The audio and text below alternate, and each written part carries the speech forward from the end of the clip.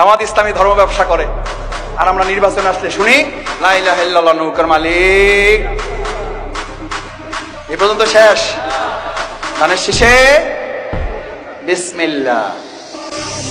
আজ যারা আচারি কিংবা ফাজারি বলেন, আপনাদেরকে লাঞ্ছনা এবং অপমানের শেষ ঠিকানায় পৌঁছে দিতে ওই আল্লাহর সময় দরকার হবে না। কে যেন আসার নাকি মাসার একজন আসে, আগে ওরা খাইছে এখনই রাখতে চায় না, কি বলছো?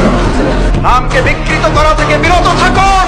বিএনপি নাকি চাঁদাবাজি করে, বিএনপি নাকি দখলবাজি করে। ইসলামপন্থী আলেমগণ যখন চাঁদাবাজের বিরুদ্ধে কথা বলে, একদল খাইছে আর একদল রেডি হয়ে গেছে।